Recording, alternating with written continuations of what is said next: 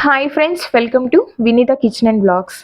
ఈరోజు వీడియోలో ఇంట్లోనే ఈజీగా బాదం మిక్స్ పౌడర్ ఎలా తయారు చేసుకోవాలో చూపించబోతున్నాను.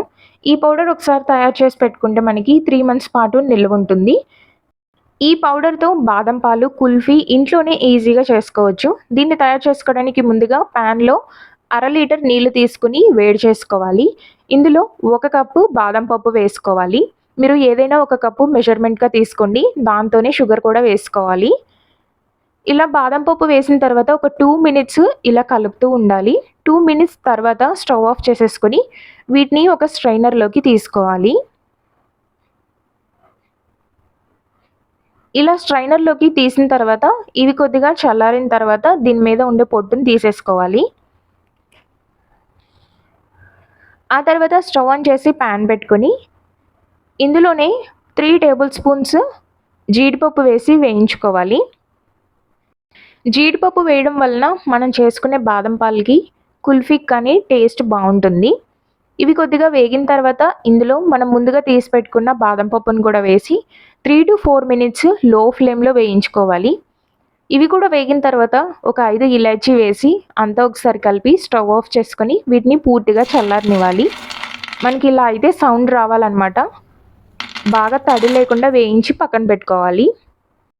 ఆ తర్వాత ఒక మిక్సీ జార్ తీసుకొని ఏ కప్పుతో అయితే బాదం పప్పు తీసుకున్నామో సేమ్ అదే కప్పుతో 1.5 కప్పు పంచదార లేదా పటికి బెల్లం వేసుకోవాలి. నేనైతే ఇక్కడ పటికి బెల్లం తీసుకున్నాను. ఇందులోనే 1 టీ స్పూన్ పసుపు, కొద్దిగా కుంకుమ పువ్వు వేసి పొడిలాగా మిక్సీ పట్టుకోవాలి. ఇలా అయిన తర్వాత అంతా ఒకసారి కలుపుకొని ముందుగా వేయించి పెట్టుకున్న నట్స్ వేసుకోవాలి. మూత పెట్టేసి కోర్స్లో పౌడర్ లాగా గ్రైండ్ చేసుకోవాలి. ఒకేసారి గ్రైండ్ చేసేస్తే మనకి గట్టిగా అయిపోతుంది. కోర్స్గా గ్రైండ్ చేసుకుంటే ఫైన్ పౌడర్లా అయితే ఉంటుంది. ఇప్పుడు ఈ మిక్స్ పౌడర్ అంతా ఒక బౌల్లోకి తీసి పెట్టుకోవాలి. ఇందులో తురిమిన బాదం వేసుకోవాలి. మనం బయట బాదం పాలు తాగుతూ ఉంటే మధ్యలో బాదం పప్పు తగిలితే టేస్టీగా ఉంటుంది కదా, సేమ్ అదే టేస్ట్ రావడం కోసం ఇందులో బాదం తురుము వేసి అంతా కలిసే విధంగా కలుపుకోవాలి. ఇలా కలిపేసిన తర్వాత ఒక ఎయిర్ టైట్ కంటైనర్లో పెట్టి ఫ్రిడ్జ్లో స్టోర్ చేసుకుంటే మనకి 3 to 5 మంత్స్ వరకు అయితే నిల్వ ఉంటుంది. చూస్తున్నారు కదా, బాదం మిక్స్ పౌడర్ అయితే రెడీ అయింది. దీంతో బాదం పాలు ఎలా తయారు చేసుకోవాలో చూసేద్దాం. ఒక ప్యాన్ తీసుకొని అందులో 1/2 లీటర్ పాలు వేసుకొని మీడియం ఫ్లేమ్లో పాలు కాచుకోవాలి. పాలు పొంగొచ్చిన తర్వాత స్టవ్ ఆఫ్ చేసేసుకోవాలి. ఈ బాదం పాలని హాట్ ఆర్ కూల్ ఎలా అయినా తీసుకోవచ్చు.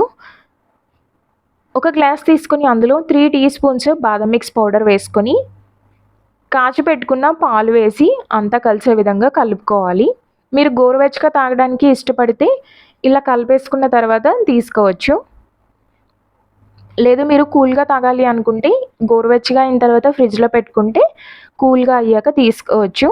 పైనుంచి కొంచెం కుంకుమ పువ్వు అలానే తురిమిన బాదం వేసుకుంటే టేస్ట్ ఇంకా బాగుంటుంది.